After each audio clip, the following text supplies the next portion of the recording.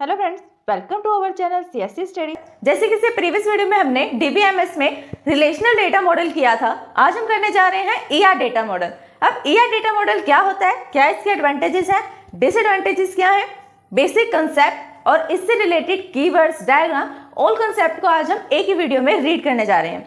तो फर्स्टली हम रीड करते हैं इसकी definition. An entity relationship model was developed by the PP chin to facilitate the database design. ER model is an effective and the standard method to communicate amongst different designers, programmers and the end user who tends to the view data and its different way. मतलब कि entity relationship model, ER model की full form क्या होती है? Entity relationship model. E किसके लिए stand करता है? एंटिटी के लिए। और R किसके लिए स्टैंड करता है? रिलेशनशिप के लिए। तो क्या बना? Entity relationship model. जो एंटिटी रिलेशनशिप मॉडल है उसको किसने डेवलप किया? पीपी चिन ने डेवलप किया। क्यों डेवलप किया? To facilitate the database design, ताकि जो आप डेटाबेस का डिजाइन कर रहे हो उसको फैसिलिटेट किया जा सके, उसके अंदर और क्वालिटीज प्रोवाइड की जा सके। ER model is an effective and the standard method of communication. ER method क्या है? सबसे इफेक्टिव और एक स्टैंडर्ड मेथड है कम्युनिकेट करने के लिए डेटाबेस के साथ। डेटाबेस डिजाइनर्स के लिए, प्रोग्रामर्स के लिए और एंड यूजर्स के लिए जो उसको यूज करते हैं होते हैं, जो डेटाबेस को डिजाइन कर रहे हैं। प्रोग्रामर्स कौन होते हैं? जो प्रोग्रामिंग का यूज करके डेटाबेस में या तो कुछ चीज स्टोर करवा रहे हैं, कुछ डेटा स्टोर कर रहे हैं, या फिर उसमें से कुछ डेटा को रिट्रीव कर रहे हैं, वो होते हैं प्रोग्रामर्स। एंड यूजर्स क्या होते हैं? जिनको ना तो डेटाबेस के यूजर्स कौन होते हैं? जिनको ना तो डेटाबेस के डिजाइन से कोई मतलब होता है और ना ही उसके प्रोग्रामिंग से कोई मतलब होता है कि किस लैंग्वेज का यूज किया गया है इसको डेटा को स्टोर एंड रिट्रीव करने के लिए, या किस डेटा का यूज किया हुआ है इसको डिजाइन या बिल्ड करने के लिए। उन्हें किसी चीज से मतलब नहीं होता, क्योंकि उन्हें प्रोग्रामिंग की नॉलेज नहीं होती। वो एंड यूजर है, उन्हें सिर्फ अपने डेटा से मतलब है कि मेरे को अपना डेटा कैसे स्टोर करना है और कैसे रिट्रीव करना है। उसके लिए वो कुछ एप्लीकेशंस का यूज करते हैं, GUI एप्लीकेशंस का यूज करते हैं, जिन्हें इंटरेक्ट करना ईजी हो जाता है डेटाबेस के साथ। नेक्स्ट वो क्या कह रहा है? Users who tends to the view data in a different way, use it in different way. It gives the precious understanding to the nature of the data and understanding of the how it is used to be enterprise. अगर हम ER model का use करते हैं तो उससे क्या होता है? जो डेटा का नेचर है वो हमें पता लगता है कि डेटा किस नेचर का है, किस टाइप का है। That it provide useful concept that allows to the database designer to move from the informal description of what users want to be their database to more detailed, precious description that can be implemented in the database management system. It is independent any particular database management system and hardware platform. अब ये क्या कह रहा है कि ER model जो है वो इंडिपेंडेंट होता है। ये नहीं है कि हमने जिस प्लेटफॉर्म पर उसको क्रिएट किया है, उस मॉडल को जिस प्लेटफॉर्म पे बनाया है वो सिर्फ उसी पर रन करे, ऐसा कुछ भी नहीं है। वो किसके ऊपर रन करेगा? इंडिपेंडेंटली रन करेगा। उसको किसी भी हार्डवेयर से कोई मतलब नहीं है, उसको किसी भी डीबीएमएस से कोई मतलब नहीं है, उसको सिर्फ डेटा के मॉडल से मतलब है। मॉडल क्या है? ER model is also defined as the logical representation of the data for an enterprise. ER model को हम कैसे डिफाइन कर सकते हैं? हम इसको ऐसे डिफाइन कर सकते हैं कि जैसे हम लॉजिकल डेटाबेस में लॉजिकल बेस से डेटा को रिप्रेजेंट करते हैं, वैसे ही हम एंटरप्राइज के थ्रू किसको रिप्रेजेंट कर रहे हैं? ER मॉडल को। एंटिटी और रिलेशनशिप का यूज करके हम किसको रिप्रेजेंट कर रहे हैं? एंटिटी और रिलेशनशिप के बीच में जो रिलेशन क्रिएट हो रहा है, जो लिंक्स क्रिएट हो रहे हैं, उनका यूज कर रहे हैं, उनको रिप्रेजेंट कर रहे हैं एट द लॉजिकल लेवल और लॉजिकल वे। हम कुछ डेफिनेशंस को देखते हैं। हमारे पास एंटिटी क्या होती है? An entity is a person, place, thing, event or the concept about which information is recorded in the banking environment. Everything is the entity. Our customers, bank accounts and the loans, our supplies, parts, shipments and like. ये क्या कहना चाहता है कि entity होती क्या है? Entity कोई भी पर्सन हो सकता है, कोई प्लेस हो सकता है, कोई थिंग हो सकता है। एंटिटी कोई भी पर्सन हो सकता है, प्लेस हो सकता है, कोई थिंग हो सकता है, या कोई कॉन्सेप्ट हो सकता है जिसके बारे में हम डिटेल में डिस्क्राइब करने जा रहे हैं, वो होगी हमारे पास एंटिटी। अगर मुझे ER डायग्राम बनाना है, वो भी बैंकिंग सिस्टम पे, बैंकिंग सिस्टम में जो भी फंक्शनिंग परफॉर्म होती है उससे मुझे रिप्रेजेंट करना है by using the ER data model, तो उसके अंदर एंटिटी क्या है? एंटिटी मीन्स आप टॉपिक लगा सकते हो कि जिस टॉपिक को हमें डिस्क्राइब करना है, उसके बारे में, उसके कैरेक्टरिस्टिक्स, उसका रिलेशंस को डिस्क्राइब करना है, वो होगा हमारे पास एंटिटी। अगर हमें रेलवे स्टेशन का ER मॉडल बनाना है तो एंटिटी क्या होगी हमारे पास? रिलेशनशिप। किसके बीच में? रिलेशनशिप किसके बीच में होगा? यहाँ पर रेलवे स्टेशन में जितने भी डिपार्टमेंट्स होते हैं उनकी वर्किंग के बीच में जो रिलेशन होगा और किसके ऊपर रिलेशन हमारा डिफाइन करेगा, एंटिटी के ऊपर। नेक्स्ट आता है एट्रीब्यूट। एट्रीब्यूट्स क्या होते हैं, जो एंटिटी हमने ली है उस एंटिटी के जो कैरेक्टरिस्टिक्स होंगे उनको हम एट्रीब्यूट्स कहते हैं। एट्रीब्यूट्स किसको कहेंगे, जो एंटिटी के कैरेक्टरिस्टिक्स होंगे वो होते हैं एंटिटी के एट्रीब्यूट्स। वही यहाँ पर लिखा हुआ है कि attribute give the characteristics of the entity. In the other word every entity has the some basic attribute that characterize it. कुछ बेसिक एट्रीब्यूट्स होते हैं ईच एंड एवरी एंटिटी के, जिससे हम उसको कैरेक्टराइज कर सकते हैं किसके अंदर कौन से कैरेक्टर्स हैं। नेक्स्ट आता है डेटा वैल्यूज। डेटा वैल्यूज क्या आती हैं, हमने एंटिटीज को रीड किया, एट्रीब्यूट्स को रीड किया, जो एंटिटी और एट्रीब्यूट्स की वैल्यू होंगी, डेटा की जो वैल्यूज होंगी उन्हें हम कहेंगे डेटा वैल्यूज। क्या होता है डेटा वैल्यूज, डेफिनेशन रीड करते हैं इसकी। A data value is the actual data और information content in each data attributes the data elements customer name has take the values like the Sumit. वो क्या कह रहा है कि डेटा वैल्यूज क्या होती है, डेटा वैल्यू होती है एट्रीब्यूट के बारे में इंफॉर्मेशन।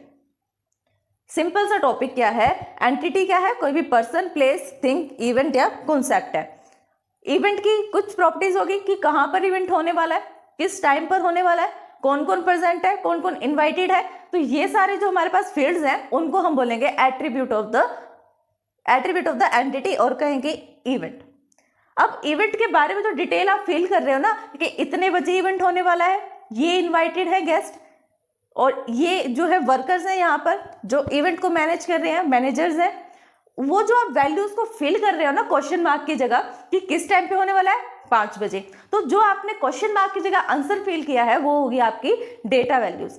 सेम वही एग्जांपल उसने लिया है कि अगर आपने कस्टमर नेम का कोई कॉलम बनाया है, उस कॉलम में अगर आप कस्टमर का नेम सुमित डाल रहे हो तो आपने क्या करा, सबसे पहले एंटिटी ली। एंटिटी क्या है यहाँ पर, एक पर्सन है। पर्सन का कैरेक्टर साइज क्या लिया कि कस्टमर का नेम बताओ, कस्टमर का नेम क्या है, क्वेश्चन मार्क हो गया। जैसे आप उस क्वेश्चन मार्क का आंसर दोगे तो वो क्या बन जाएगी, डेटा वैल्यू बन जाएगी कि कस्टमर का नेम सुमित है। इसे समझने के लिए आप एक डायग्राम देखो। डायग्राम में क्या है, हमने एंटिटीज का एक कॉलम लिया है, नेक्स्ट कॉलम लिया है एट्रीब्यूट्स के नाम से या कहें डेटा एलिमेंट के नाम से, उससे नेक्स्ट कॉलम है डेटा वैल्यूज के नाम से। फर्स्ट एंटिटी हमने ली है कस्टमर। कस्टमर क्या है, यहाँ पर एक पर्सन है, एंटिटी एज अ पर्सन है कस्टमर। अब कस्टमर के एट्रीब्यूट्स कौन से लिए हैं, कस्टमर है, उसका कोई आइडेंटिफिकेशन नंबर भी होगा, आईडी नंबर होगा उसका कोई, कस्टमर का कुछ ना कुछ नेम भी होगा।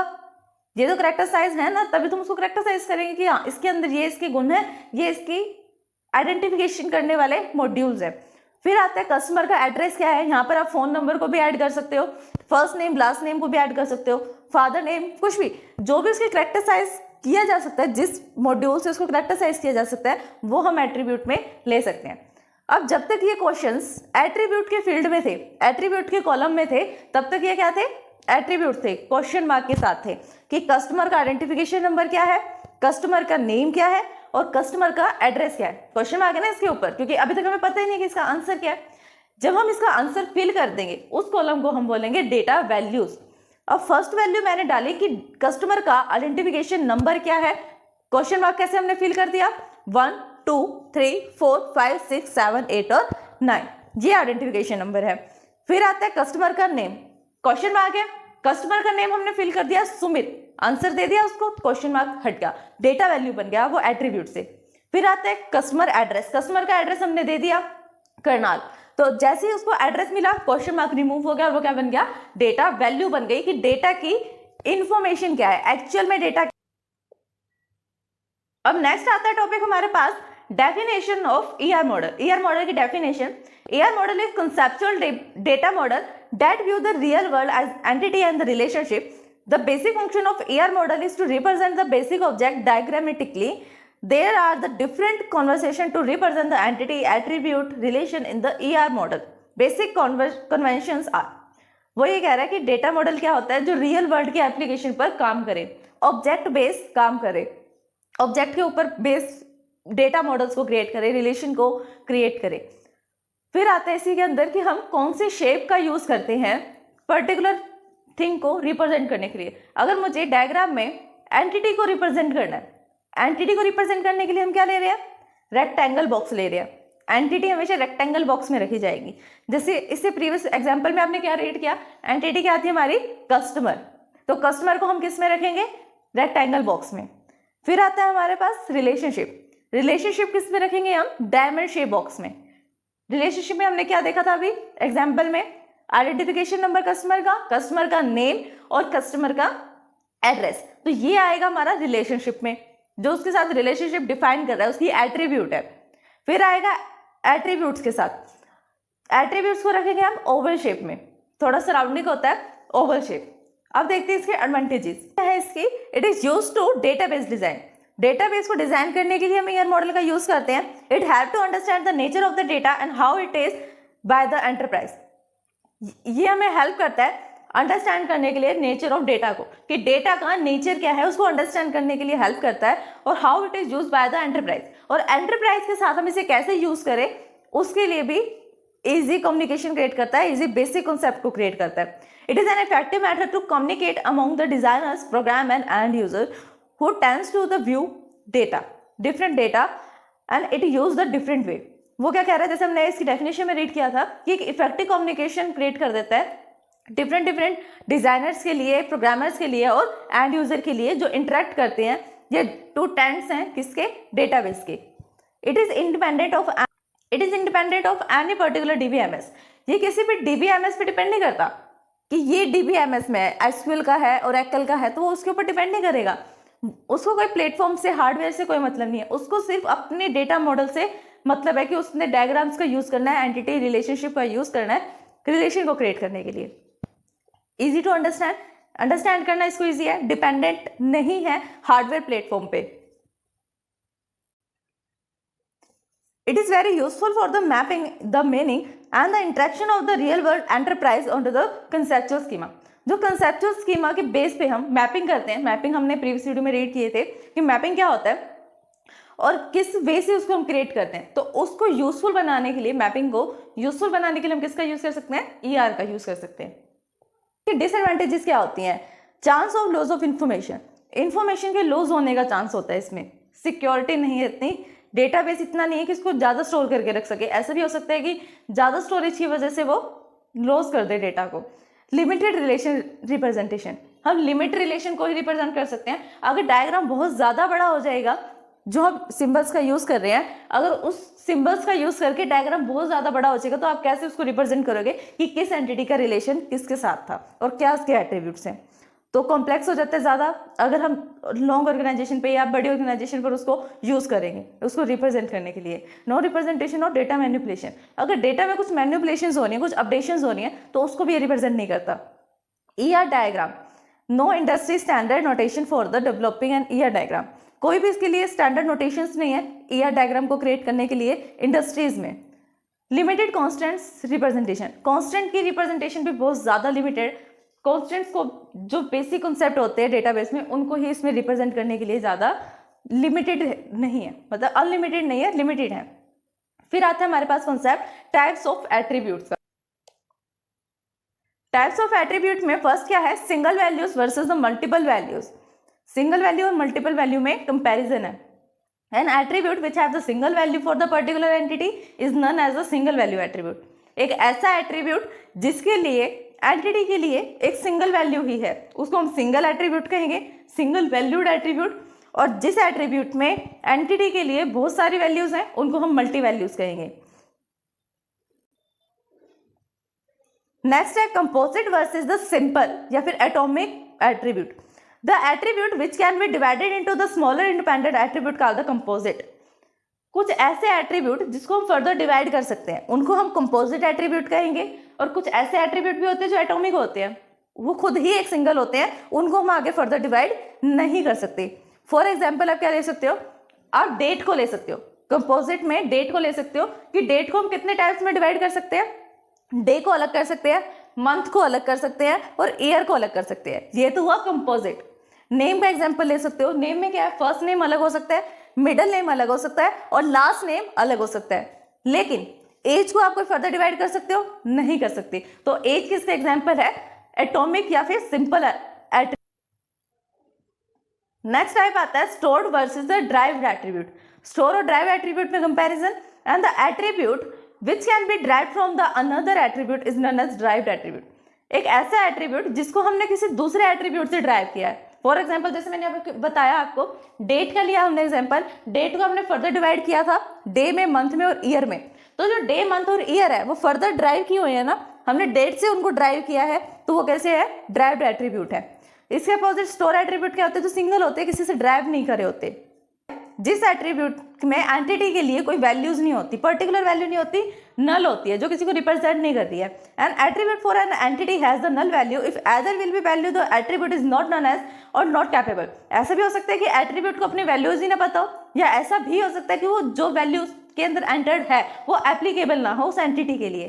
फॉर एग्जाम्पल,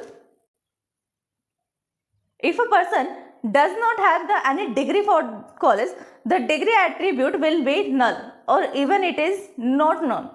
मतलब वो क्या कह रहा है, एग्जाम्पल के लिए उसने एक पर्सन लिया है, अगर पर्सन के पास डिग्री है, उस पर्टिकुलर जॉब के लिए अगर उसके पास डिग्री है लेकिन वो कैपेबल नहीं है, वो डिग्री उस जॉब के लिए कैपेबल नहीं है, तो वैल्यू कैसी होगी, नॉट डिफाइंड होगी। या फिर ऐसा भी हो सकता है कि डिग्री ही नहीं है तो वैल्यू कैसी होगी, नल हो गई। दोनों केसेस में हम उस वैल्यू को नल क्रिएट करेंगे डिग्री की जगह। जो डिफरेंट डिफरेंट एट्रीब्यूट से मिलकर बने उसको बोलेंगे complex attribute. For example, if an attribute for the entity built using the composite multi-value such as the attribute is known as complex value. For an example, a person have the resident that the person resident the multiple values. For example, उसने क्या लिया है, उसने address को लिया है, किसी भी पर्सन का कोई एड्रेस है, एड्रेस के लिए वो क्या करेगा, फोन नंबर भी डालेगा, एरिया का कोड भी डालेगा, अगर वो किसी सेक्टर्स में रहता है तो सेक्टर भी डालेगा, हाउस नंबर भी डालेगा, सिटी भी लिखनी पड़ेगी उसको, स्टेट भी लिखना पड़ेगा और पिन कोड भी लिखना पड़ेगा। तो ये है डिपेंडेंस, कि कैसे इसको एक सिंगल वैल्यू को लिखने के लिए डिफरेंट डिफरेंट एट्रीब्यूट्स को कंबाइन करना पड़ा। जो कंबाइन करेगा उसको हम कौन सा बोलेंगे, कॉम्प्लेक्स एट्रीब्यूट बोलेंगे। तो ये था हमारा ईआर मॉडल का full concept, advantages, disadvantages, types, definition, symbols, all things, all the concept. अगर इस वीडियो को समझने में आपको कोई भी परेशानी आती है देन आप हमें कमेंट कर सकते हैं। Thanks for watching my video. Videos को लाइक, शेयर, सब्सक्राइब करना, कमेंट करना ना भूलें।